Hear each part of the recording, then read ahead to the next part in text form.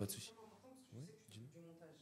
Ouais. Est-ce que tu veux qu'on fasse un pré-montage live de lorsque toi tu parles, on met la caméra sur toi, lorsque lui il parle, il met la caméra sur toi, on laisse les caméras tourner et tu fais tes montages Ah, toi-même avec tes trois si points. c'est faisable facilement, pourquoi pas, ouais. En fait, nous, on a la capacité de faire un pré-montage en live. D'accord. Donc dès que tu vas parler, on va avoir la caméra qui va pointer Ah, sur toi, ok. les deux autres continuent à tourner. Ah, ok. Et après, on peut te fournir un rush qui est déjà pré-monté. Mais si tu préfères avoir les trois rushs et les couper toi, mettre l'angle de... Non, franchement, si c'est possible, c'est magnifique. Ce serait magnifique. Incroyable. En plus, avec le sourire, normalement, ça passe. Ah ouais. Je pense que ça passe. Franchement, merci beaucoup, Nivine. Elle est extraordinaire. Ouais, Ils c'est sont bon, ça extraordinaires. Magnifique. Et donc, en gros, au moment où je travaillais là-bas, d'ailleurs, c'était une des rencontres décisives et un tournant extraordinaire. C'est un ami qui me dit, il y a quelqu'un qui organise des maraudes auprès des personnes sans domicile fixe. Et là, il est en train de s'occuper de réfugiés d'Europe de l'Est. Ok. Ça fait 6 mois qu'ils sont sous le préau d'un immeuble. Il va les amener devant la mairie d'un quartier pour sensibiliser les gens à cette situation. J'y vais et je passe une nuit blanche avec ces gens. Donc, ce qui était hyper touchant, c'est qu'il y avait un dentiste d'Europe de l'Est. Donc, le gars a fait des études pour être dentiste. C'est une tête. C'est une tête. Il avait plusieurs cabinets là-bas. Mais il expliquait qu'une fois arrivé en France, il s'est retrouvé dans la même situation que ces gens-là, qui n'étaient pas forcément des gens qui avaient une situation en Albanie ou je ne sais pas d'où est-ce qu'ils venaient. Et on est là en train de jouer avec les enfants, d'aider les familles à porter les affaires. Nuit blanche, j'arrive le lendemain au magasin, je suis explosé. Et on vendait des capsules, c'était un mélange d'adrénaline, de taurine, de taurine, de caféine pour les coureurs d'ultra trail. Ça te parle? Mais je vois c'est quoi parce que j'en prends moi quand je fais quand je cours. Ouais. Donc c'est le genre de capsule, tu peux en prendre qu'une dans toute la course, C'est sinon ça, ça peut être dangereux. Ça envoie une bonne décharge. Et donc j'en prends une. Et mon manager, il me voit. Mais il ne me pose pas de questions. Okay. Une semaine après, sur la pause du déjeuner, je vois qu'il est en train de regarder une vidéo sur son téléphone. J'attends qu'il la termine et je lui dis je peux te montrer une vidéo? Il me dit ouais. Et je lui montre ce que j'ai filmé, ce que j'ai tourné ce jour-là, cette nuit-là. Et j'avais un peu peur parce que tu sais, des réfugiés, tu les mets devant une mairie, peut-être qu'il y a une dimension politique, je sais pas. Il regarde la vidéo comme ça, elle durait 6 à 8 minutes. Il la regarde jusqu'au bout en silence. Il dit rien. Le gars, c'est un ancien commando. Ah ouais? Ouais. Okay. Au niveau de son visage, en plus, il exprime zéro rien. expression. Okay. Ouais, un gars magnifique, Emmerich. Et il regarde. Quand c'est terminé, il me repasse le téléphone.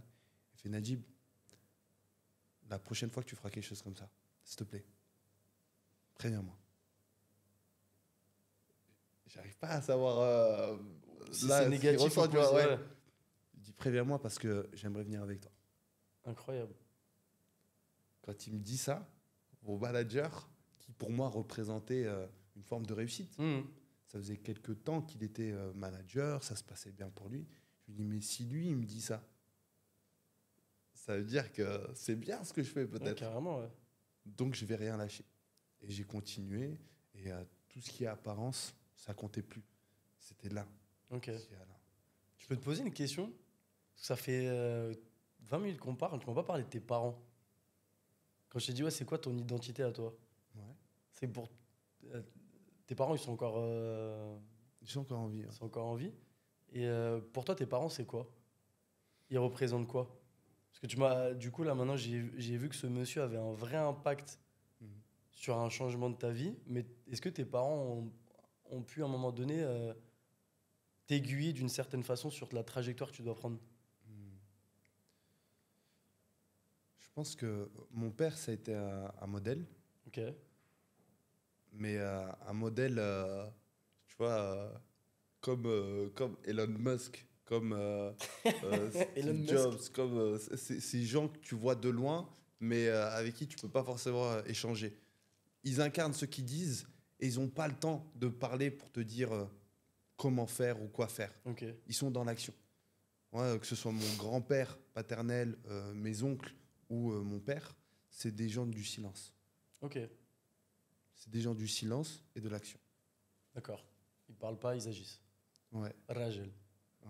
Mais Ok. d'ailleurs, à l'époque où je commençais à m'intéresser à la religion, tu vois, et mon père il me disait ouvertement, moi je m'en fous de ce que Moïse il a dit ou il a fait. Je m'en fous de ce que le C'est beau le prophète Mohammed, franc-parler. que la paix soit sur lui, a dit ou il a fait.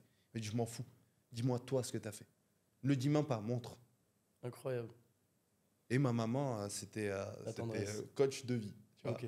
C'est, je me souviens, chaque fois qu'on aspirait à faire quelque chose, je pense notamment au carnaval. Ok. Chaque carnaval, si tu veux te déguiser en quoi, allez, on va t'accompagner jusqu'au bout dans C'est de ça. les mamans, c'est de la bombe pour ça. C'est extraordinaire. Ouais. Toi, tu as vécu avec tes deux parents, du coup? Ouais, ouais, aussi, ouais. Mais du coup, dans ce que tu dis, ça ressemble beaucoup à mes parents aussi. Ma mère, toujours très bienveillante, les câlins, beaucoup d'amour. Et le père, très. Le daron robeux, tu vois, tu sais, qui a du mal un peu à exprimer ses sentiments, que tu verras jamais pleurer. Et la mère, par contre, très. T'as envie de faire ça? Vas-y, viens, je vais t'aider. Ça va être un casse-gueule. On va se casser la gueule ensemble. Et ça, du coup, je le retrouve dans ce que toi, t'as dit. Hum, Comment est-ce qu'elle t'a appris à gérer justement le fait de se casser la gueule? Fais tes expériences. Tout le temps, elle me dit ça. Fais tes expériences. Tout le temps, tout le temps, tout le temps. Moi, j'étais un coureur de jupons avant. Elle me disait, vas-y, c'est pas grave, mon fils. Fais tes expériences. Et ça, en vrai, du coup, je me disais, ok, si la daronne, elle me dit ça, mortel, c'est bon, j'y vais. Si j'ai sa bénédiction, c'est tout bon pour moi. C'est Mais vrai. aujourd'hui, je fais tout le contraire. D'accord. Parce qu'aujourd'hui, je suis un peu la petite tête brûlée de la famille. C'est on va pas dire le mec qui réussit, mais si, en vrai, le mec qui réussit un peu dans le business, le mec qui investit, le mec qui voyage, le mec qui parle plusieurs langues, le mec qui roule en merco. Et tu vois, du coup, j'incarne, je pense, aujourd'hui pour ma famille, euh, un modèle de réussite, je pense, mais ils ont du mal à se dire, à me dire genre bravo et tout, c'est incroyable ce que tu fais. Ouais, Ils te l'ont jamais dit? non. Et ça, tu vois, des fois, je me dis, putain, c'est dommage qu'ils. Parce que tu vois, mes parents, ils sont très protecteurs. CDI, maison, machin et tout. Et des fois, et du coup, maintenant, moi, je suis piqué par mon business. Je parle que de ça matin, midi, soir, parce que je suis dedans, je suis piqué, je suis dans l'action. Mm. Et des fois, je parle avec eux de sommes. Je me dis, ah, mais je suis un ouf. Mes parents, sont en décalage par rapport à ce que je vis. Je peux pas leur parler de ça. Et je sais que ça peut créer de la frustration. Et, euh, et du coup, bah, maintenant, tu sais, j'essaye un peu de changer de sujet, de parler de la pluie et du beau temps. Mais j'aimerais parler de business parce qu'en fait, je kiffe, moi, ce que je fais. Tu vois? Même si je peux parler de plein d'autres sujets. Mais je trouve que les nouvelles générations, par rapport aux anciennes générations, il y a tellement un fossé, un décalage. Parce que nous, on amasse tellement d'informations avec les réseaux, Internet, etc., que eux, malheureusement, n'ont pas eu accès. Mais moi, je suis sûr que je mets mon père à ma place aujourd'hui. Il mange le monde. Il a tellement En fait, mon père, il a toujours travaillé comme un chien. Il partait tôt le matin à 6 h et rentrait toi, 20 h, 21 h. Mais tu sais, charbon tout le temps, tout le temps, tout le temps, tout le temps. Et du coup, j'ai eu un peu cette éducation de le travail, c'est la santé. Tu vois, pour moi, mon père, c'était boulot, boulot, boulot. La maman, elle était à la maison, elle bossait aussi un petit peu. Mais du coup, c'est comme ça que j'ai grandi. La maman à la maison, le papa au charbon. Mais pour revenir sur cette histoire de décalage et de fierté, du coup, il y a un vrai fossé qui s'est créé. Mais vraiment. Je le sens, moi, quand je vais les voir, etc., parce que j'habite plus à Paris. Et je le sens quand je vais les voir qu'il y a vraiment un vrai fossé. Mais je pense que c'est même pas voulu. C'est le monde dans lequel on vit pas qui veut ça, mais qui. J'ai même pas le mot pour. Bref, je sais pas. Il y a un fossé. Je trouve qu'il y a un fossé qui s'est créé depuis ça.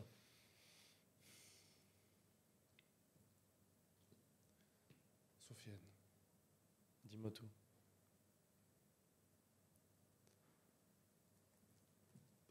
Je suis agréablement surpris déjà dans un premier temps de la personne que tu es.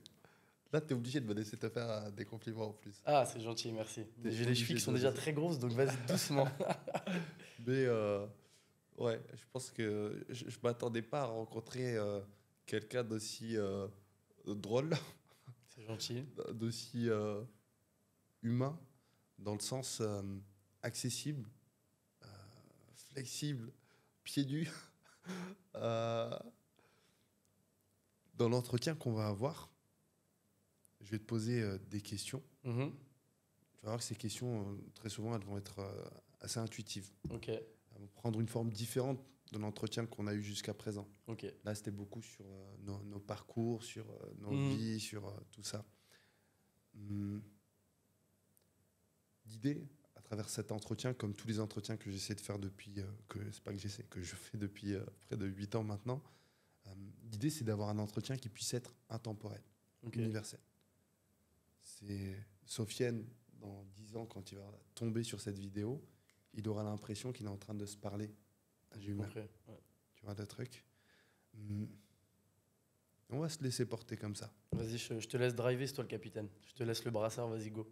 Ah, grand merci. Ah, d'accord. Drive et capitaine Brassard. Football, basket, Foot. volleyball. Ok.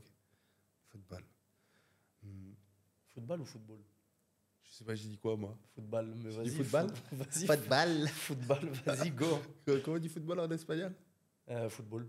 Ah ouais? Ouais, F-U-T-B-O-L. D'accord, football. Right. Sofiane, si justement tu pouvais choisir les Mhm. mots qui sortaient de la bouche de ton père pour te féliciter, là. Si toi, tu étais ton père, à la Mhm. place de ton père, et que tu t'exprimais pour te féliciter. Je sais même pas. Alors, merci à toi de dire je ne sais pas. Tu vas voir que si, je te demande c'est quoi le code là pour accéder à mon téléphone, 1, 2, tu 3, peux me 4. dire je ne sais pas. Ah, ok. Ah, bon, c'est vrai que c'est 1, 2, 3, 4. Je pensais le schéma. Ok. Si je te demande c'est quoi le schéma pour accéder à mon téléphone, tu peux me dire je ne sais pas. Ok.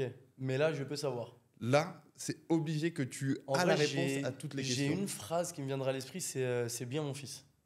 C'est bien mon fils. Mais c'est tout, pas plus. Ok. Je nous invite à creuser encore Ok. plus loin. Tu es vraiment à la place de ton propre père. Ouais. Ok. Il arrive peut-être à la fin de ses jours. Et là, il libère tout ce qu'il a sur le cœur te Ah, concernant. mais là, t'es dur, là. Là, on va loin quand même dans le. Là, on image le truc. En fait, c'est marrant que tu me dis ça parce qu'une fois, je voyais mon père dormir, il faisait la sieste. Et je me dis, waouh, le jour, il va partir, il va être comme ça en train de dormir. Mais je pense pas que j'aurais. En fait, j'ai pas envie d'avoir cette discussion à la fin avec lui. Je veux même pas de discussion, je veux juste garder ce qu'on a vécu, ça me va très bien.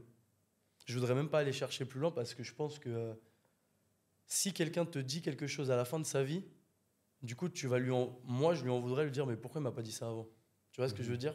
Donc, je préfère même pas. Je sais à l'intérieur ce qu'il pense, mais je veux pas qu'il me le dise parce qu'en fait, on se sait. On n'a pas besoin de parler. Mais je veux même pas qu'il exprime quoi que ce soit parce que on sait en vrai. Il y a une connexion entre un père et un fils.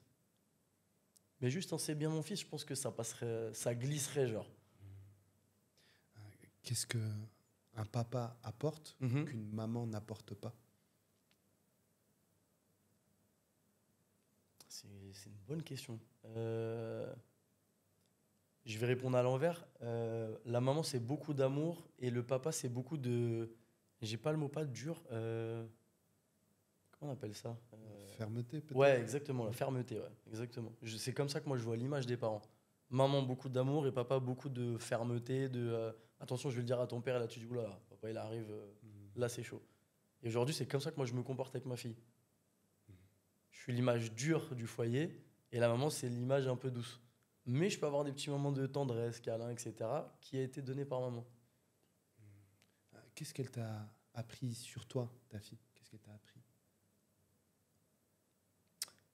Ma fille, je crois qu'elle m'a fait devenir un adulte. Mhm. Ouais. Parce qu'avant, j'ai toujours été un petit enfant, j'étais un coureur de jupons, j'aimais aller en boîte de nuit, rigoler avec les copains, etc. Et je pense que quand t'as un. Enfin, c'est pas je pense, c'est aujourd'hui, moi, ce que je ressens, c'est quand t'as un enfant, t'as une putain de responsabilité à laquelle tu peux pas échapper. C'est un enfant, en fait, c'est un bout de toi que tu peux pas laisser dans la nature toute seule. Comment tu vis cette responsabilité? C'est ouf ce que je vais te dire, mais pour moi, cette responsabilité, elle passe par l'argent. D'accord. Incroyable ce que je vais te dire. Hein. Parce qu'aujourd'hui, de ce que je vois dans le monde dans lequel on vit actuellement, sans argent, t'as pas accès à beaucoup de choses. Par exemple, aujourd'hui, moi, je peux me permettre de lui faire prendre des cours d'anglais. Je peux me permettre de la faire venir une fois par mois à Marrakech. Je peux me permettre de lui prendre un billet d'avion à 1 000 euros pour partir à Bali 3 semaines. C'est des choses qu'avec l'argent, tu peux pas faire. Maintenant, je dis pas que sans argent, tu peux pas protéger un enfant, mais d'un point de vue épanouissement et préparation pour le après, quand elle va être adulte, je trouve que l'argent aide énormément. En quoi est-ce que l'argent ne nous aide pas? La nourriture, la santé, l'instruction, les voyages. Alors là, en fait, j'ai inversé le rapport. C'est-à-dire, OK, l'argent, ça nous aide pour ça. Ouais. La nourriture, les voyages, la santé. Mhm. Qu'est-ce que ça ne nous permet pas de réaliser? Une éducation. Une éducation des valeurs. L'éducation et les valeurs, je pense que c'est les deux maîtres mots. Je dirais que sans l'argent, on ne peut pas acheter ça avec l'argent, plutôt. Moi, tu vois, la valeur du travail, pour moi, c'est quelque chose de très, très important. La valeur du sport, je ne sais pas si on peut appeler ça une valeur, mais c'est quelque chose de très, très important que l'argent ne peut pas acheter. Que j'essaye d'inculquer. Moi, tous les matins, je pars au sport. Et ma fille, quand je la réveille le matin, elle me dit « Papa, t'as été au sport ?» « Oui, ma fille. » Parce que je veux qu'elle voit cet exemple-là. Là, aujourd'hui, elle a pris l'avion, elle est rentrée à Paris. Elle me dit « Mais papa, pourquoi tu restes ? Papa, il va travailler. » Je veux qu'elle ait vraiment ce goût de l'effort. Ce goût de l'effort, pour moi, c'est un truc hyper, hyper important. Le goût de l'effort, ça, c'est quelque chose qui se développe, c'est quelque chose qu'on a déjà en soi. On a tous un petit truc où tu dois allumer la flamme. Tu vois, et je vais donner un exemple. L'entrepreneuriat, moi, j'avais la flamme, mais j'avais pas le briquet. Ma femme, elle est venue, elle a allumé le briquet. Paf, magie de l'entrepreneuriat. Mon père, il avait le briquet pour le travail. Tu vois, et paf, bourreau du travail. Si je peux bosser matin, midi, soir, je le fais. Parce que j'aime cette sensation d'effort, le goût de l'effort. Et j'aime quand des potes à moi me disent « Putain, Sofiane, t'es un charbonneur. » Je kiffe. Parce que ouais, c'est vrai, je kiffe. Je suis un charbonneur. Mais je mérite ce que j'ai aujourd'hui. Par le goût de l'effort. Alors, pour avoir un ordre d'idée, qu'est-ce que tu entends par charbonneur? Tu te réveilles tôt, tu te réveilles tard? Ouais, si je peux te donner une daily routine, moi je me lève à 6h15, 6h20. 6h45, 7h, je suis à la salle. Je reste à peu près 1h, 1h15. Je rentre, je m'occupe de la petite. Je réveille madame, le café, le biberon, petit déjeuner. Je l'habille, je la ramène à la crèche. Et là, après, la journée elle démarre. On travaille jusqu'à 18h. 18h, je vais chercher ma fille. Je m'occupe d'elle jusqu'à 20h30, 21h, jusqu'à qu'elle dorme. Et de 21h jusqu'à minuit, je retravaille encore. Tous les jours, tous les jours, tous les jours, tous les jours, tous les jours. Le dimanche, entre les siestes, tous les jours, tous les jours. Parce que je trouve qu'une vie à regarder la télé, c'est un exemple très fort, hein, juste regarder la télé. Hein. Ou dormir jusqu'à 9h. Moi, les gens qui dorment jusqu'à 9h, ça me rend malade. Ça me rend malade. Je me dis, frérot, il y a 3 heures qui est passé déjà. Et du coup, j'aimerais vraiment c'est ouf ce que je veux dire, mais je veux la façonner à mon image. Tu vois ce que je veux dire? Je veux pas que ça devienne la petite nana, genre c'est facile pour elle, elle a un peu d'argent, ses parents ils ont réussi, elle peut se la couler douce. Ça va être le charbon comme papa et maman. Je veux vraiment qu'elle ait ce truc, la niaque de se dire faut que je travaille pour arriver aux objectifs que je veux. Maintenant, demain, elle va devenir peintre, elle va travailler pour devenir peintre. Je vais pas l'obliger à devenir entrepreneur ou enfin, ce qu'elle veut. Hein. Mais le goût de l'effort, je pense qu'il est valable pour tout et n'importe quoi. La spiritualité, le sport, l'entrepreneuriat, le salariat, pour tout. Alors, ça me fait penser à 2 choses. La première, c'est l'événementiel. Ça m'a calibré pour me lever à 4h du matin tous les jours. Oh, t'es dur, 4 heures, c'est dur. J'aime trop. Ah ouais? Ouais. 4 heures. Quand je suis en déplacement, non, fort. c'est pas évident. Quand je suis en déplacement, c'est pas évident. Et dès que j'arrive chez moi en France, c'est fou. Hein. Je peux avoir eu un vol la veille, j'arrive de jeu de séjour. 4 heures. Dès que je suis chez moi, yes 4 heures. Réveil 4 heures. Incroyable. C'est le meilleur moment pour moi de la journée. Et tu fais quoi à 4 heures? 4 heures, je me connecte profondément à moi-même. Comment? Si moi, demain, je te dis, ouais, j'aimerais que tu m'apprennes à me connecter avec moi, mais je fais quoi à 4 heures? Première chose, c'est faire silence. C'est faire silence. Ok. Faire silence, 4, 5, 6, 7, parfois 8, parfois 9, jusqu'à ce que mon épouse se réveille, tu vois. Donc déjà, ça fait 5 heures. Marié. Ouais, je suis marié depuis près de 2 ans maintenant. 5 heures, 6 heures de silence. 5-6 heures de silence. Tu te réveilles à 4 heures du matin et il n'y a personne avec qui parler. Tu vois, jusqu'à 10 heures. 8 heures, 9 heures du matin, parfois 10 heures. Ouais, ça fait 5, 6, 7, 8, ouais, c'est ça. Donc, faire silence, ça veut dire quoi? Ça veut dire... j'avais rencontré un maître zen qui a été un mentor extraordinaire dans la construction de ma personne, qui me disait, l'idée, c'est de se réveiller avant le monde pour pouvoir l'accueillir. Ah, c'est une belle phrase, ça, j'aime beaucoup. Moi, je te la pique. Incroyable. Se réveiller avant le monde pour pouvoir l'accueillir. Ok. Et pas, tu te réveilles et tu as l'impression d'embarquer dans un train qui est déjà rempli, déjà chargé. Moi, je veux plus ça. Mais sur le plan physique, du coup, ou sur le plan symbolique, quand tu te réveilles à 4 heures, tu fais silence et tu peux accueillir justement ce monde. Progressivement, tu entends les premières personnes qui se réveillent, qui vont au travail, qui font... et tu n'es pas, du coup, brusqué. Donc, de manière concrète, ça se traduit par quoi? Ça se traduit par des moments de recueillement, donc de la prière, de la méditation, peu importe comment les gens l'entendent.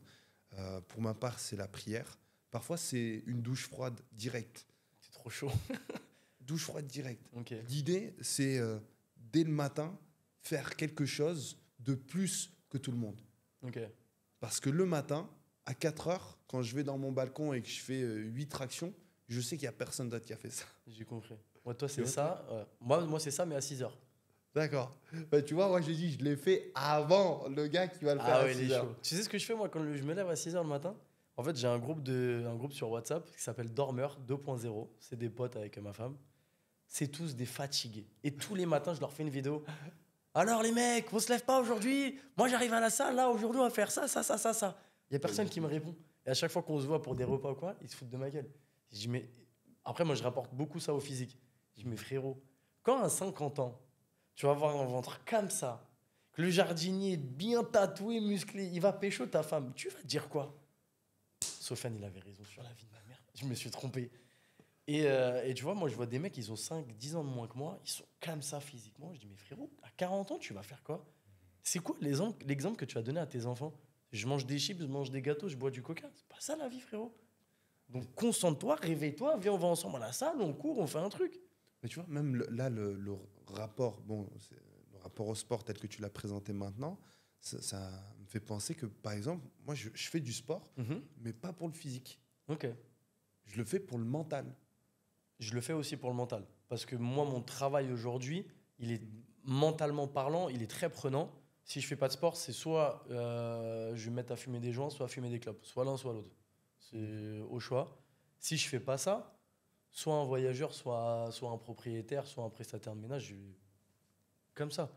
Parce que c'est tellement prenant humainement que si je fais pas ça, je pète un câble. Qu'est-ce que ça exige sur le plan émotionnel, sur le plan psychologique, d'avoir ton rythme de vie? Je pense qu'il faut s'accrocher. C'est pas tout le monde qui peut le faire. Hein. Honnêtement, c'est pas tout le monde qui peut le faire. Et aujourd'hui, je me bats. C'est pour ça que je travaille sur ça, là. Je me bats contre les personnes qui vendent le business que je fais aujourd'hui, que ce business se gère en 1 heure par jour. Ça, c'est vraiment mon cheval de bataille aujourd'hui. Ces gens-là, je ne peux plus me les voir. Parce qu'en fait, ils prônent la valeur du « je fais de l'argent, je regarde le ciel ». Et moi, j'ai horreur de ça. Parce que je ne connais personne, même les vendeurs de drogue, travaillent pour gagner de l'argent. Donc, comment toi, derrière ton ordinateur, en faisant un clic, tu vas prendre 20 000 euros de chiffre d'affaires? Ça n'existe pas. Ça n'existe pas. Et donc, moi, on va dire qu'à travers mon business, je veux prôner cette valeur du travail que mon père m'a inculquée. Comment est-ce qu'il te l'a inculqué? Il m'a pas parlé, j'ai vu. Part à 6h le matin, rentre à 20h le soir, il se plaint pas. J'ai un peu mal au dos, j'ai froid. Mais pas un mot de travers. Charbon, charbon, charbon, pour nourrir la famille, pour payer le loyer, etc. Et ce truc-là, on ne l'a plus. On n'a plus cette valeur du travail. Et moi, ça me rend dingue. Le goût de l'effort et la valeur du travail, il n'y a plus personne qui l'a. Je claque des doigts.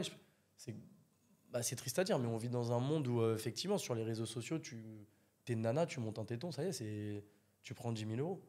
Mais c'est pas la vraie vie. C'est pas la vraie vie. C'est quoi la vraie vie pour toi? La vraie vie, c'est, imagement parlant, c'est le papa qui va au travail, la maman aussi, un petit peu, quand même qu'elle soit un peu épanouie. Elle s'occupe du foyer et le papa qui ramène le bétail sur la table le soir. C'est comme ça que je vois le truc. Alors, justement, tu as parlé de la maman. Mhm. Moi, tu m'as dit, je parle pas beaucoup de mes parents.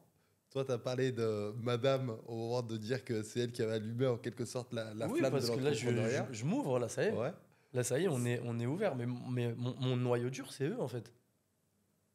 Qu'est-ce qu'elle a- En quoi est-ce qu'elle a été un bouleversement dans ta vie, ton épouse? Je pense qu'elle m'a fait prendre conscience de mes capacités.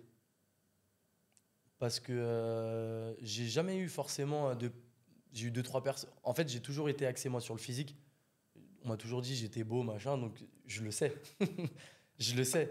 Mais tout ce qui est intellectuel, on me l'a jamais forcément dit.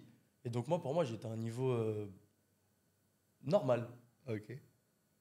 Et pour moi, l'excellence, c'était le CDI et gagner 3 500 par mois. Chose que j'ai atteint. Je me suis dit, ok, c'est bon, en vrai, j'ai réussi. Et en fait, ma femme, elle a réussi à déceler un truc que j'avais en moi pour aller faire beaucoup plus. Tu vois, je me suis toujours cherché, moi. Je faisais de la vente sur Vinted, je faisais du Uber Eats le soir. J'ai toujours cherché des trucs, j'ai toujours eu deux boulots. Je voulais toujours faire un truc, d'une part parce que j'adorais de bosser, c'est bourre du travail, et d'autre part parce que je me disais, en fait, il faut que je trouve un truc à faire. Donc peut-être qu'en faisant ça, je vais rencontrer quelqu'un qui va me dire, ah, moi j'ai ouvert une boîte de livraison, je fais ça. Ah, livraison, allez, vas-y, pourquoi pas. Et en fait, ma femme a réussi à trouver un truc chez moi qui a fait que l'entrepreneuriat, c'est devenu une évidence. Elle l'a vu dès le début? Non, parce que quand on s'est rencontrés, moi je rentrais de 8 ans à l'étranger, je suis rentré en France, choc émotionnel. Vraiment choc émotionnel.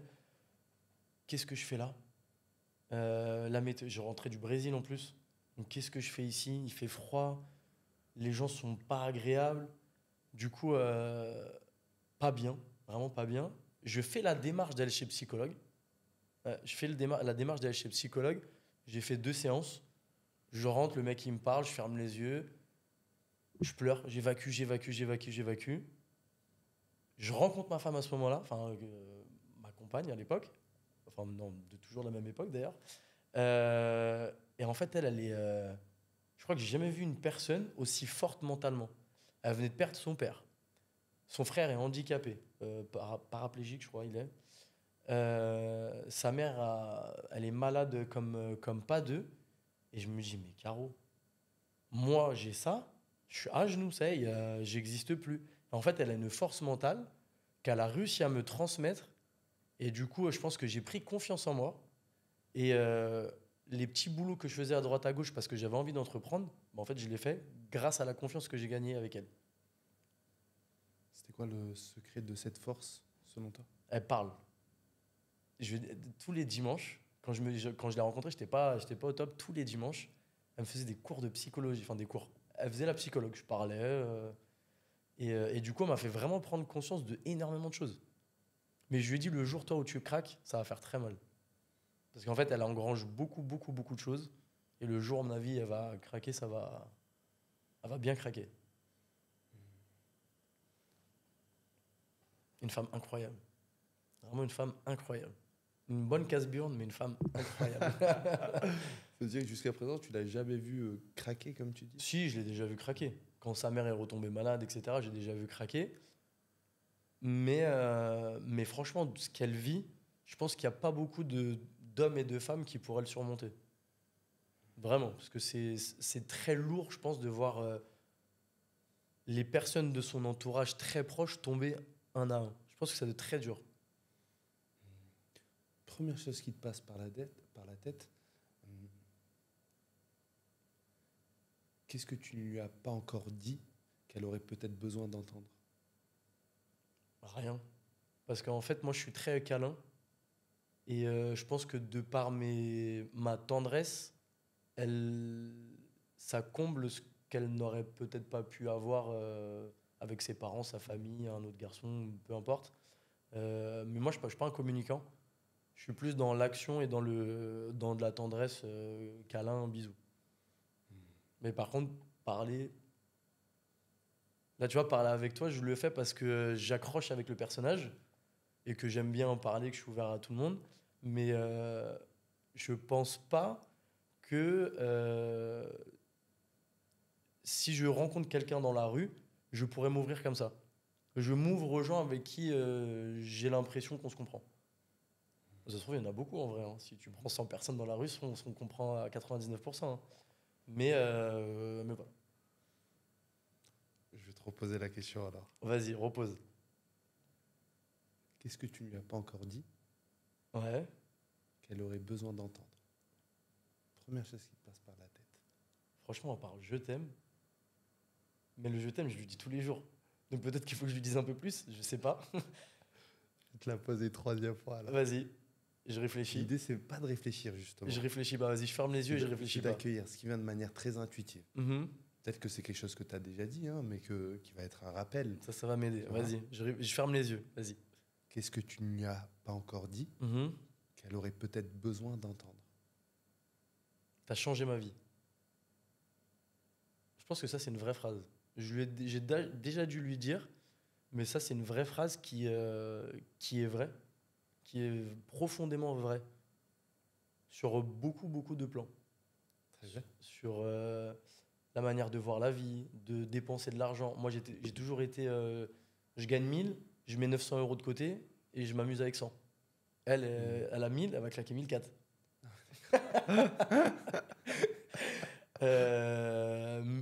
En fait, je sais pas comment expliquer, mais on se complète tellement. Je pourrais même pas t'expliquer. On est tellement complémentaires sur tellement de sujets. Et en fait, on est dans notre bulle. Ok. Qu'est-ce qui fait selon toi la force d'un couple? La communication. Chose que moi, je n'ai pas, mais qu'elle a. C'était une question simple, je t'ai répondu, la Ouais, communication. Très bien, la communication. Pourtant, chose que tu n'as pas, mais que tu sembles savoir maîtriser quand tu le souhaites. Je suis un bon communicant, mais je ne sais pas parler des choses qui me touchent. Donc ça, par exemple, tu vois, je vais pas aller... là, j'en parle avec toi parce que je me sens bien, mais je sais pas... je parle beaucoup aux serveurs. Je donne l'exemple du serveur et serveuse, je parle beaucoup avec eux, mais je vais pas leur dire, assis-toi, je vais te raconter ma vie. Je pourrais, en vrai, hein.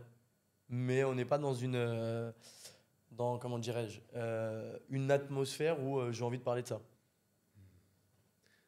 Si tu pouvais t'asseoir avec toi-même, Mhm. si tu pouvais t'asseoir avec le Sofiane qui n'est pas marié, qui Ouais. n'est pas en couple, qui n'est pas papa, qui est dans son mindset d'avant, que sa vie ne change, Ok. tu lui dirais quoi à ce Sofiane?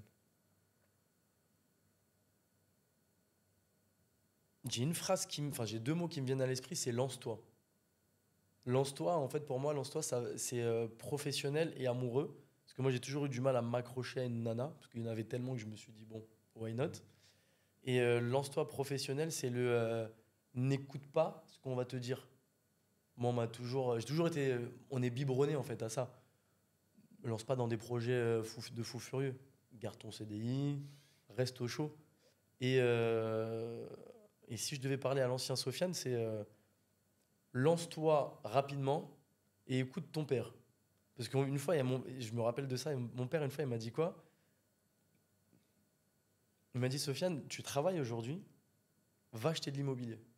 Mais moi, j'ai 20 ans, je dis, mais pas, qu'est-ce que tu me racontes là? Qu'est-ce que tu me racontes? Laisse-moi aller en soirée, laisse-moi aller en week-end, c'est pas mon monde, moi, ton truc. Et en fait, je me rends compte que si j'avais tendu l'oreille et je l'avais écouté, aujourd'hui, je serais encore beaucoup plus loin que ce que je suis aujourd'hui.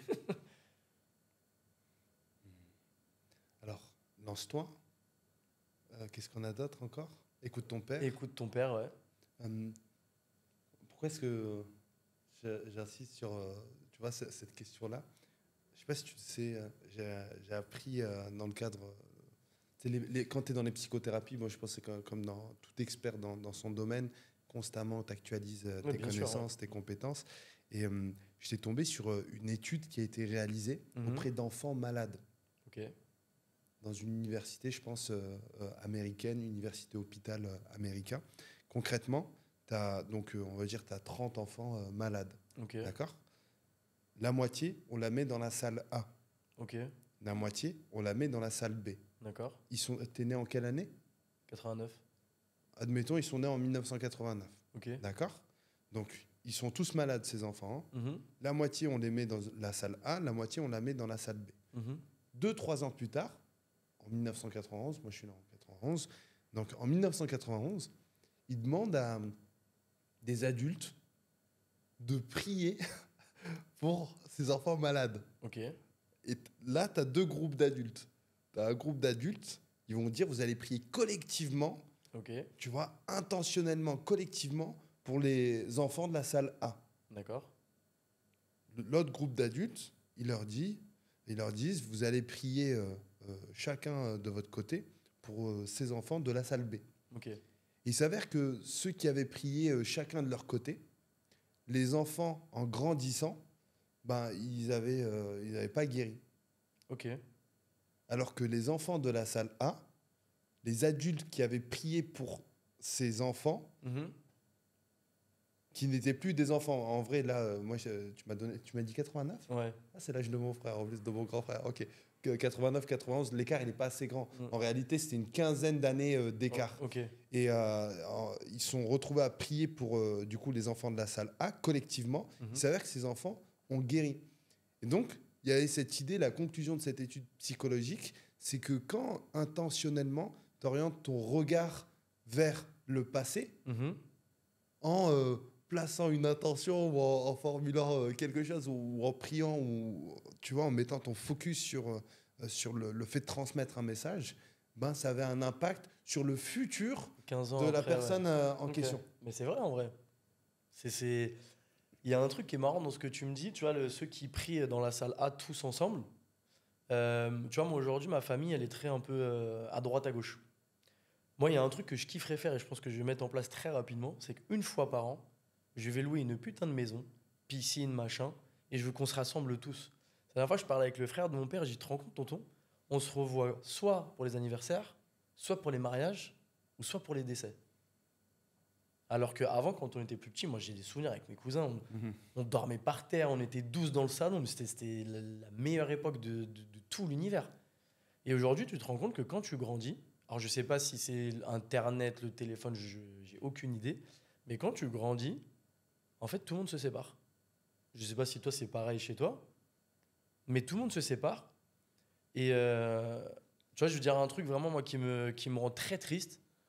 Mon petit frère, ça doit faire. Là, on est quoi? On est le début septembre, juin, juillet, août. Ça doit faire 3 mois et demi, 4 mois qu'il n'a pas eu ma fille.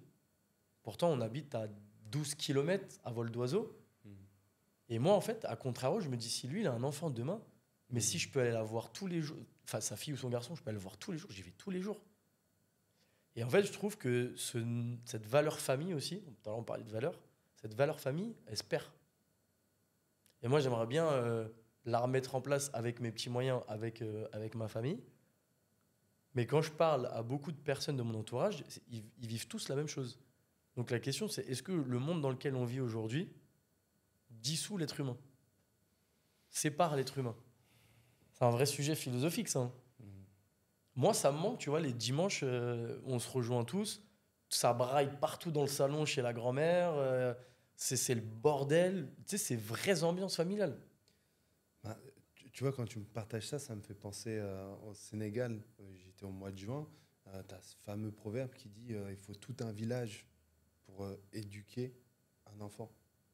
Ouais. Il faut tout un village pour éduquer un enfant. Et en réalité, une éducation, c'est pas le papa, la maman et les frères et sœurs. C'est aussi grandir aux côtés d'adultes qui ne sont pas partie intégrante, tu vois, de ce noyau. Ouais, bien sûr. Mais aux côtés de qui tu vas pouvoir travailler la confiance en l'autre. tu vas apprendre des choses incroyables. Moi, l'un des hommes qui m'a le plus impacté après mon père, bah, c'était mon cousin chez qui j'étais berger. Ok, incroyable. Et mon père et cet homme ont grandi ensemble, mais mon père, il est venu en France, il a fait sa vie, et ce berger, cet homme qui a sa ferme avec ses moutons, son âne, ses champs de pastèques, de melons, tu sais, ça a été une école de vie. C'était une école de Bien vie. sûr. Donc, c'est impossible de grandir. Si moi, j'avais grandi juste avec mon père, par exemple, j'aurais jamais développé ce rapport à l'aventure, Ok. ce rapport au voyage, ce rapport à l'échec, à la honte de ne pas pouvoir parler la langue. Je parle d'Elija, tu parles Léger. Même léger. moi, Ok. j'ai vraiment honte de ça. Bah, tu vois, moi, j'ai toujours mal parlé de toute ma vie en Darija. L'expression, c'est Nahdar Bishakor. Je parle à la hache, tu vois, Ouais. tellement je parle pas bien. Mais il y a ce truc de, vas-y, on te laisse t'exprimer et c'est cool. C'est cool. Et ça a donné lieu à des situations où, quand je vivais en Tanzanie, ben, on me parlait en swahili dans la rue, Mhm. parfois pour m'accoster, pour me demander si je voulais acheter tel truc, si j'avais besoin d'une moto. Parfois même, c'était juste tu sais, Pour dire bonjour. agression verbale, j'allais dire. Ah, Bonjour, ok. oui, mais agression verbale. Bah, du coup, très rapidement, comme tu as été confronté toute ta jeunesse à cette facilité à parler et à tromper quand tu parles, Mhm. bah, en Tanzanie, des fois, ce que je faisais, j'avais inversé le rapport de force. Au bout d'un moment, j'arrivais à imiter le swahili Ouais. dans l'intonation. Donc, je parlais le swahili yaourt. Genre, Ok. genre chez les démons, Ouais. ça voulait rien dire. Mais juste, vous inquiétez pas. L'intonation, elle était tellement parfaite Mhm. que eux, ils pensaient que je parlais un swahili d'un endroit qu'ils comprenaient pas. Eh, Namawa. Non, mais Namawa, là. Vraiment des trucs comme ça. Mhm. Et en face, ils buggaient, ils se regardaient. Ils étaient choqués. Ils disaient, ouais. Et tu sais, je le faisais tellement sérieusement que ça passait. Mhm. Et ça créait des situations où, justement, après avoir fait ça, chaque jour quand je passais dans cette allée, oh, Mhm. bonjour, ça va, tanani, nana. Ah, c'est marrant, on a vécu la même chose. D'accord. Ouais. Brésil, Alors, moi, plus au Maroc. Du Ok. coup, parce que j'arrive chez la famille, je suis tout petit, ça parle arabe, moi je suis là, Ouah, qu'est-ce qui raconte les couses et en fait, après, je me lance et je me dis, en vrai, fuck, genre.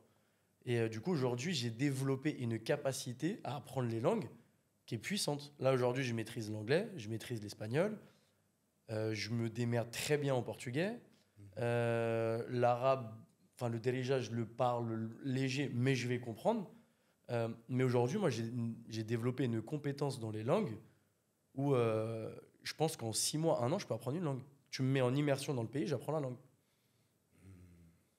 sans aucune transition, Sofiane.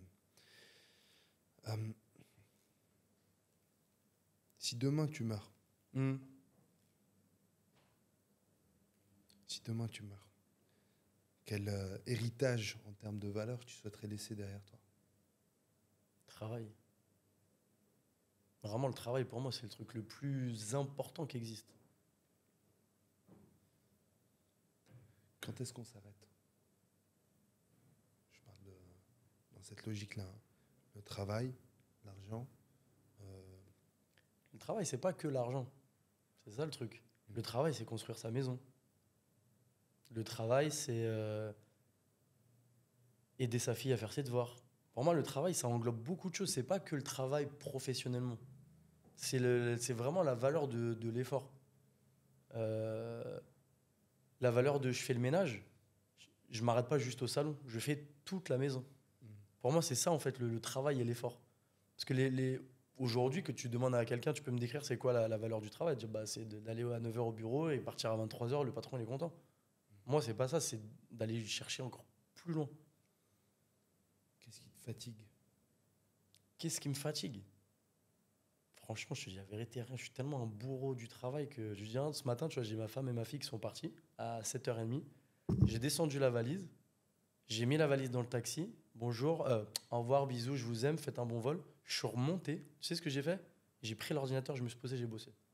Dans la voiture. Non, je suis remonté dans l'appart. Ah, d'accord. J'ai déposé au taxi, je suis remonté, j'ai travaillé. Il était 7h30, 7h45. Un mec normal, il remonte, Il remet sa couette et il redort. Moi, matrixé, je remonte, je lui dis ok, là je vais faire ça, c'est-à-dire que je vais anticiper pour demain certains problèmes. Ça va avancer aussi mes équipes sur ça. Mais moi, je suis un bourreau du travail. À Bali, on est parti 3 semaines. Tu sais, j'ai dit quoi à ma femme au bout de 2 semaines? Elle a ça, il faut qu'on rentre, ma veine est tire, il faut que je travaille là. J'ai besoin d'un rendez-vous, j'ai besoin d'action. La vie trop calme, c'est pas pour moi. Et en fait, je pense que j'ai vécu une vie trop calme trop longtemps. Et maintenant que je suis dans ça, je veux croquer la vie à 400%. Là, tu me dis, Sofiane, t'es chaud, on va courir un marathon? Je suis archi bouillant. Archi bouillant. D'ailleurs, c'est mon petit frère qui m'a mis dans ce délire-là. Des marathons? Ouais, parce que moi, j'étais pas du tout dans le truc. Et c'est marrant parce que ça me fait pas de la psychologie, mais quand je cours, je pense à mon passé. Ok. Je dis, je me rappelle avant quand j'étais là-bas, je faisais ça. Ou, ce souvenir-là, il est incroyable. Et je sais pas, en fait, moi, quand je cours, je me retrouve avec moi-même. C'est quoi le souvenir le plus triste que tu aies pu avoir? La mort de ma grand-mère maternelle. Très dur. Très, très dur. Je me vois encore à l'église tomber par terre, j'en pouvais plus. C'était vraiment... En fait, ma grand-mère, c'était comme ma deuxième maman. J'allais la voir tout le temps, j'étais collé à elle. J'ai fait mes premières bêtises avec elle. C'était vraiment ma grand-mère maternelle, j'en garde un souvenir très, très fort. Très, très fort. Pour moi, c'est le plus gros chagrin que j'ai eu. Sa mort a été très dure pour moi. Qu'est-ce qu'elle avait de si spécial? Qu'est-ce qu'elle avait de particulier? Je sais pas, elle me donnait beaucoup d'amour autant que ma mère, mais je pourrais même pas t'expliquer. Je sais pas, c'était une relation très fusionnelle qu'on avait. Il y avait que moi qui avait cette relation avec elle. Tu as parlé d'église, elle était croyante? Ouais, ouais, elle était croyante. Ouais. Je me revois encore, tu vois, tomber derrière le cercueil. Tellement j'avais plus de force. C'était la première fois que tu étais confronté à la perte d'un être cher? Non, j'avais le père de mon père, mais j'étais pas très proche, je l'ai vu quelques fois. Ça m'a pas marqué. D'ailleurs, ça m'a marqué parce que mon père, je l'ai pas vu pleurer. Okay. Ça m'avait marqué. Mais vraiment, ouais, ce qui m'a rendu le plus triste, c'est la mort de ma grand-mère. Si je dois retracer ces 35 ans en arrière, c'est ça. Ouais. Ça a été vraiment, vraiment dur. Tu penses que si aujourd'hui elle pouvait te voir, elle penserait quoi? Elle m'appelait mon poussin. Elle serait comme une dingue. Elle serait vraiment comme une dingue. Elle serait heureuse de me voir très épanoui, très heureux, d'avoir voyagé comme j'ai voyagé, d'être épanoui comme je le suis actuellement. C'était vraiment une très bonne personne. Très, très bonne personne. Qu'est-ce qui fait qu'une personne est très bonne, selon toi? Une personne qui s'intéresse à toi. Moi, je m'intéresse à toi, donc je suis une bonne personne. Parce que je suis pas égoïste. Si t'es mal, je vais me sentir concerné, je vais vouloir t'aider. Tu vois, il y a un truc au Maroc qui m'a vraiment touché. Et je vais t'en parler parce que ça m'a fait très mal au cœur. C'est le séisme au Maroc, ça m'a tué. Pourtant, les gens, je les connaissais pas. Mais ça m'a tué de les voir mal mourir. Ça m'a... Tu vois, je t'en parle avec beaucoup d'émotions. Pourtant, c'est pas ma famille, mais d'avoir vu mes compatriotes touchés, ça m'a anéanti. C'est dur, hein. Tu vois, tu connais pas les gens et ça t'a... Du coup, j'avais trouvé une association et je leur ai envoyé de l'argent. Du coup, j'ai contribué à ma manière de les aider. Et ça me fait rire parce que tu vois, je vais pleurer pour des gens que je connais pas. Mais pour ma famille ou des gens proches, je vais pas pleurer. Mais vraiment, ce truc-là, ça m'a anéanti. Je me dis, miskin. Ils ont rien demandé. Eux. Ils sont dans leur montagne tranquille, ils cultivent le blé, tout ce que tu veux. Ça les a tués. Tu as eu l'occasion de rencontrer des sinistrés dans les montagnes, justement? Non, même pas. Mais c'est quelque chose que j'aurais bien voulu faire. Ouais. Ça te dirait d'y aller un jour? Très chaud. Très, très chaud. Tu sais qu'en janvier, j'y étais. J'ai rencontré des sinistrés de l'Atlas dans la région de Teroudant. Et je pense que dans un premier temps, j'ai été bouleversé par la puissance de leur foi. Mm-hmm. la puissance de leur foi. Ok. Il n'y a pas une personne avec qui tu vas échanger Ouais. qui va te parler de Dieu. Tout le monde. Ok. Tout le monde va te parler de Dieu. On a croisé des personnes, beaucoup de personnes âgées qui vivent dans des conditions T'as peur? peur. Dis-toi, à un moment, on monte dans l'un des villages et on devait emprunter des sentiers vraiment dans les montagnes parce que les routes avaient été bloquées parce qu'il y avait eu des éboulements. Et on croise un vieil homme à moitié aveugle, peut-être entre 80 et 90 ans, avec sa canne, sa petite djellaba. Et nous, on était trois. On était un peu essoufflés par cette montée. Lui, détente. Et en fait, détente. Et ce qui est terrible, c'est qu'on entend derrière nous le bruit de sa canne qui avance à Un vrai un rythme. pas régulier, tu Ouais. vois. Il avance, tac, tac, tac. Et quand il arrive à notre niveau, on était en train de faire une pause. Et on lui dit, qu'est-ce que vous allez faire là? Mhm. Vous allez chez vous? Qu'est-ce que vous allez faire? Il nous dit, Silat Rahim. Ça te parle? Non. C'est en islam, c'est cette invitation, j'ai pas envie de dire obligation, invitation à aller visiter la famille. On parlait de la Ok. famille juste avant. Incroyable. Ce truc-là, de ce fameux, c'est une mauvaise chose si au-delà de 3 jours, t'as pas adressé la parole à Ouais, ton carrément. frère. Ok. Ben, C'est pas bon. normal. Ouais, C'est ok. pas normal. Donc lui, chaque semaine, entre 80 et 90 ans, il gravit le sentier de cette Pur. montagne pour aller visiter des amis. Ok. Et le fait qu'il s'est passé ce tremblement de terre, ça a renforcé ce besoin-là. Ok. Parce que quand il y a eu ce tremblement de terre, dans les montagnes, il n'y avait ni réseau, l'électricité s'est coupée. Encore, je crois, dans certains douars, tu n'as même pas d'électricité. D'un coup, ils entendent ces montagnes qui tremblent, le paysage trembler, les maisons qui s'écroulent sur eux, et que des cris. Ah, et tu ne vois rien, nuit noire. Tu ne vois Ah, ça va rien. être, l'enfer. Pour eux, c'était la fin du monde. Ils Mm. ont vécu la fin du monde. Et je me souviens de cette mamie avec qui on parlait. C'est extraordinaire. Le village, là où il y a eu le plus de morts dans cette région, je crois qu'il y en a eu 33. Ok. Bah, cette femme, elle t'accueille avec un grand sourire. Elle te raconte avec un grand sourire Ce qu'elle a ce qui vécu. s'est passé. Et elle dit, elle est restée, la pauvre, sous les décombres de la nuit, là, au moment où ça s'est Mhm. passé, jusqu'à 4 heures de l'après-midi, le lendemain. Ok. Alors que c'est une vieille mamie, Ouais. aussi, entre 80 et 90 ans. Mais Elle est restée dans les gravats entre 23h et Jusqu'au 4h lendemain, ok. jusqu'au lendemain. Et elle nous dit, ils sont venus me chercher, avec son accent, elle dit, mais j'ai un hélicoptère. l'hélicoptère. Ouais. Elle fait, moi jamais je suis monté dans une voiture, mais ça j'ai un hélicoptère. Et elle te Incroyable. raconte ça avec une fierté, un sourire. Et tu dis, mais ces gens-là, en réalité, mais je crois que j'ai jamais vu des gens qui ont un mental aussi puissant. Ouais, alors que le nous, leur. on est à terre, nous, ça y est. On se laisse mourir, nous, on est sous les décombres comme ça. C'est terminé. Hum.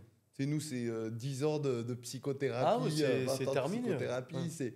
Et eux, ils sont là. Et tu penses, c'est quoi leur secret?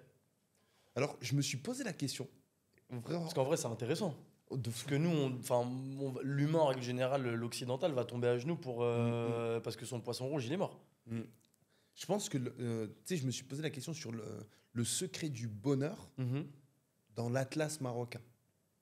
Le secret du bonheur dans l'Atlas marocain.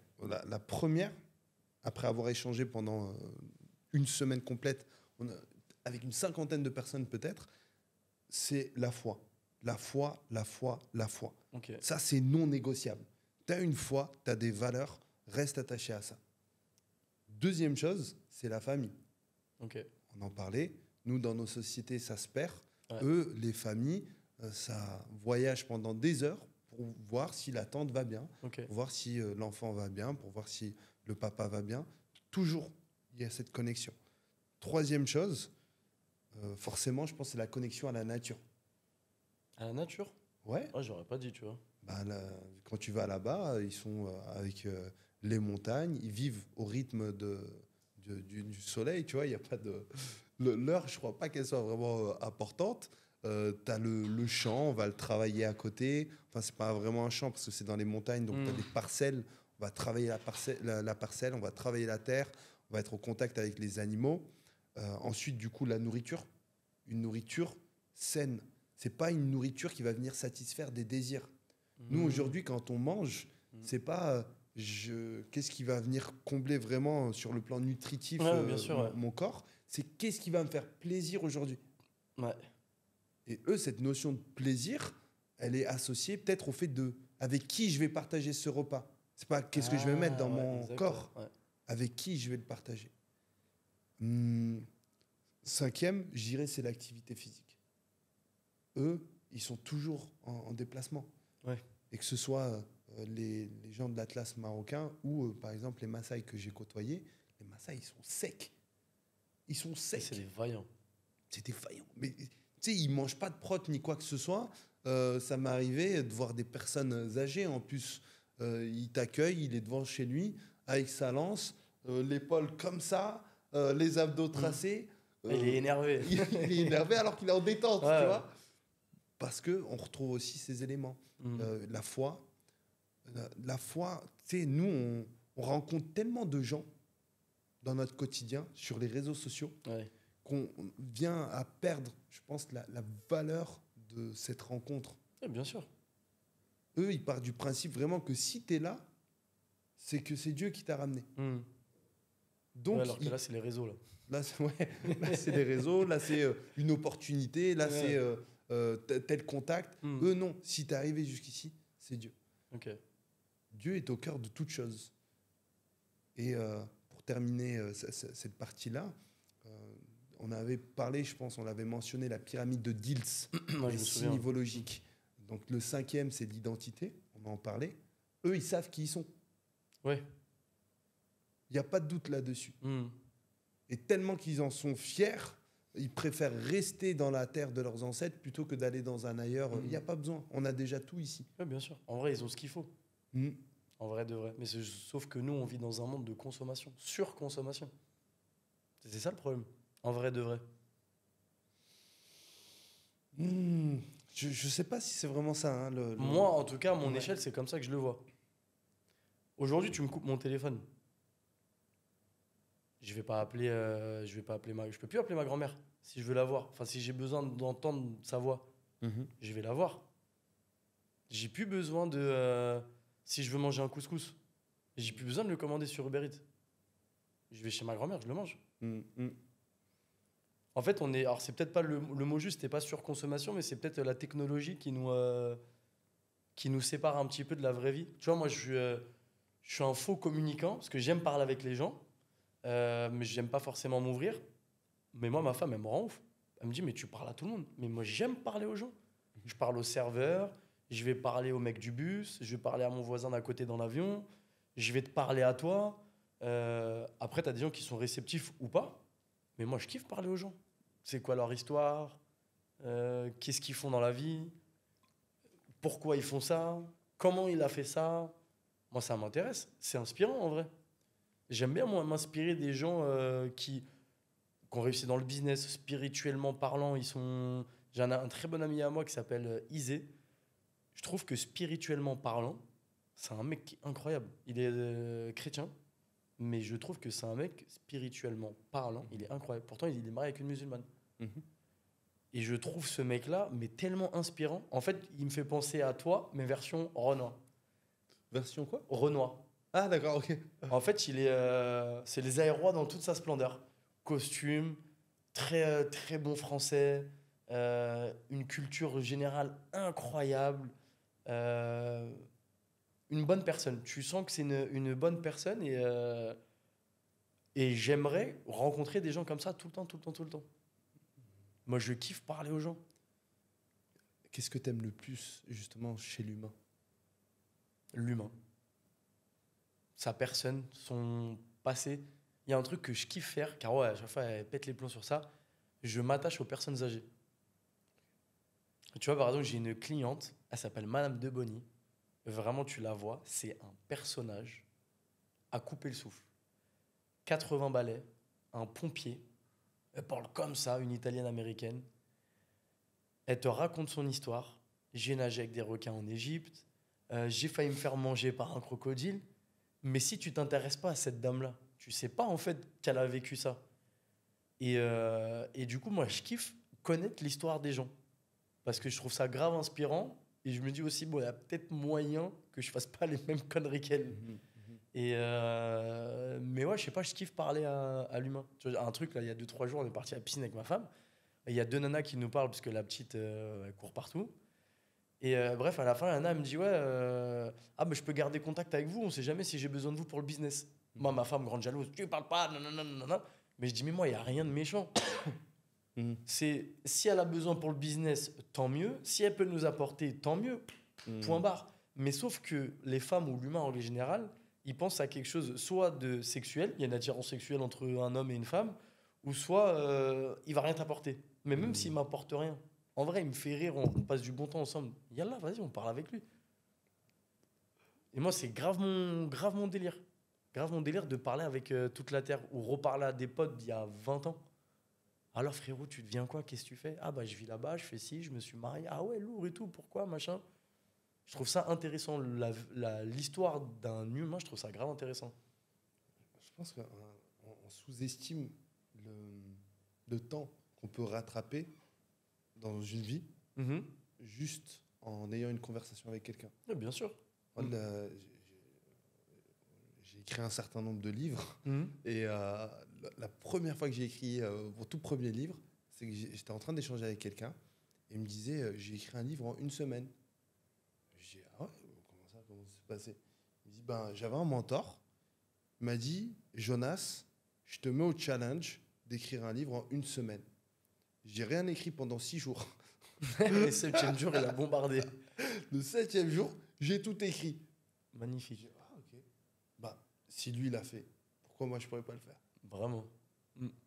Et tu sais, depuis le temps que je voulais cocher dans cette case-là, j'ai écrit un livre. En 1 semaine, du coup, c'est bon. J'avais écrit déjà des textes. En réalité, j'ai compilé 1 année de textes que j'ai transformé. C'est un truc que je kifferais faire, ça, moi. Écrire un livre sur moi. Pourtant, je n'ai pas une histoire de dingue, tu vois, mais je pense que ça pourrait en inspirer plus d'un. Il s'appellerait comment le titre? Fianso. Je sais pas. Fianso? Ouais, le premier truc qui me vient à l'esprit, c'est Fianso. Sérieux? Non, en vrai, il y a plusieurs titres qui pourraient me venir à l'esprit, mais celui qui me caractérise beaucoup, je pense, c'est le voyage entrepreneurial. Le voyage, à proprement dit, et entrepreneurial. Parce que je considère aussi que l'entrepreneuriat, ça reste un voyage. Le voyage entrepreneurial. Ok. Ce sera un livre dans lequel tu transmettrais des clés. Ce sera un livre. Même pas, je raconterais juste ma vie. Ok. De comment les étapes de ma vie. S'il y avait peut-être 5 étapes importantes, essentielles dans ta vie, en sous-titre ou en titre que tu mettrais. En chapitre, voilà. En chapitre.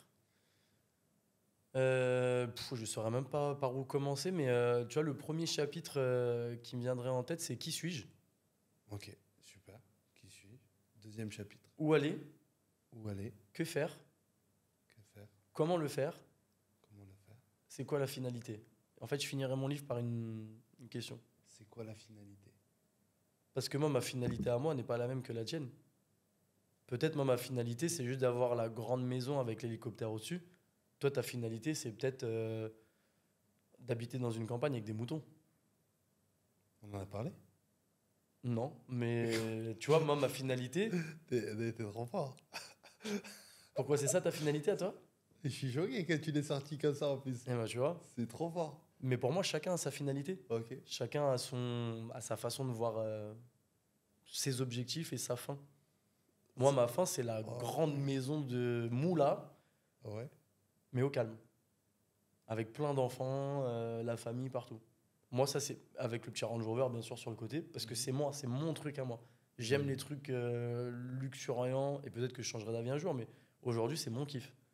C'est marrant. Je trouve puissant, tu vois, qu'on puisse s'entendre bien comme ça parce que moi, c'est vraiment aux antipodes, mais en même temps, ça rejoint cette vision.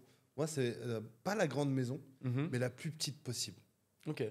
Tu vois, la plus petite, la plus simple, la plus épurée. Ok. Parce qu'une maison, c'est des responsabilités, c'est du nettoyage, C'est sûr. des charges, des machins.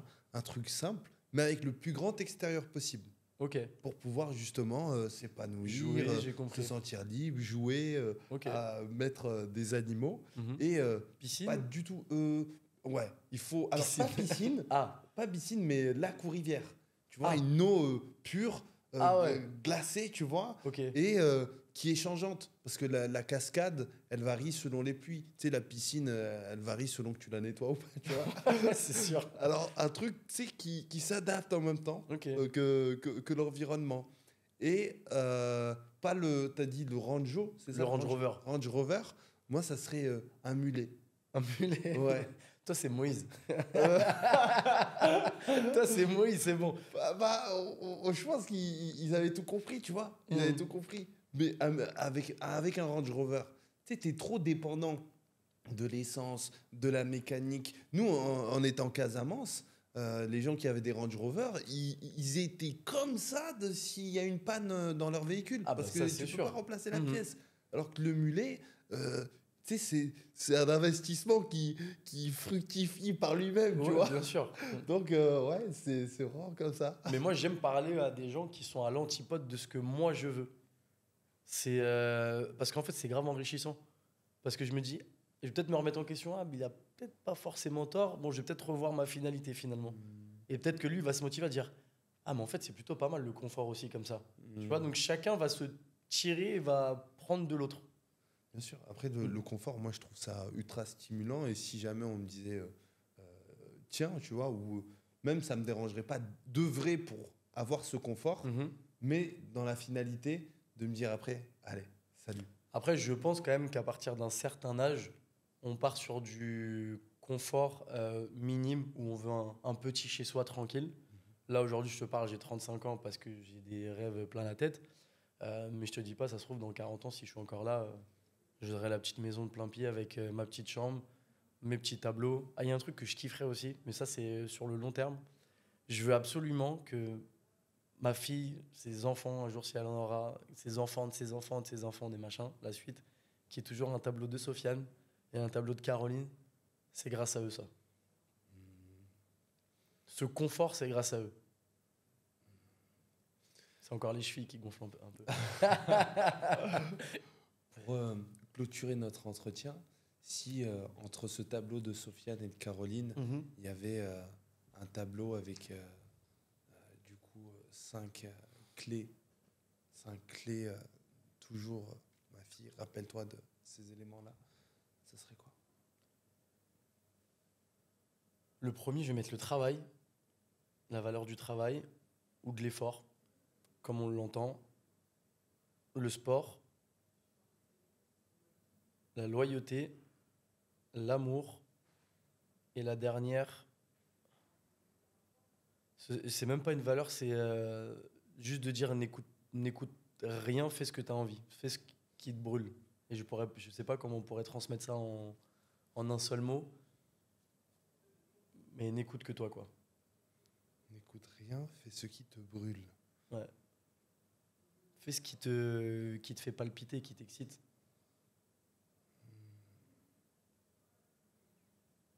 Ok, puissant. Je te dirai hors caméra ce que ça évoque. Grand merci à toi. Merci à toi, Sofiane. c'était incroyable. On gardera l'image des larmes pour nos défunts marocains. C'était une belle image, je pense. Et merci à toi de l'avoir partagé avec autant d'émotion. Parce que même en étant dans l'Atlas marocain, bah, tu disais que niveau communication, le fait d'exprimer certaines choses, voilà, c'était peut-être pas ton fort. D'autant plus par rapport à Caroline. Je suis allé là-bas, j'ai pas pleuré comme tu as pleuré. Okay. Donc je trouve ça vraiment beau.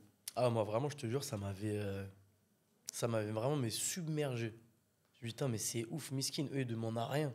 Je me dis limite, pourquoi c'est pas nous? Eux ils demandent rien, ils ont rien fait. Nous on consomme, on éclate tout, on fait n'importe quoi. Eux ils demandent rien, miskin, ils sont tranquilles chez eux. Ils ont rien demandé à personne. Bon, après, c'est comme ça, c'est la vie. Kabir, tu entends? On a terminé de notre côté. Donc, je crois que vous devez... ils doivent tourner des choses avec toi aussi. Je sais pas si on a... En fait, le podcast, vous l'avez commencé un peu de manière brusque. Oui. Le début de votre conversation n'a pas été enregistré. Donc, ça serait bien de faire une petite introduction. Moi je fais pas d'introduction. Hein. Ah ouais? Ouais. C'est cool. C'est brut comme ça. Ouais. Parce que ça va commencer d'une manière très brusque. Ouais, mais J'ai commencé à enregistrer, vous étiez déjà sur un sujet. bah, c'est parfait. C'est parfait. Ok, parfait. C'est super comme ça. Je coupe? Ouais. Un grand merci, Kabir. Même ça va être à la fin et tout? Ça? Ce que qu'on a dit là? Ouais, cet échange. D'accord. Mais moi, ça me dérange pas, j'aime bien. C'est du Ouais. brut. Ouais. T'es magnifique, Kabir. Ah non, il a été à la caméra. Il est trop fort.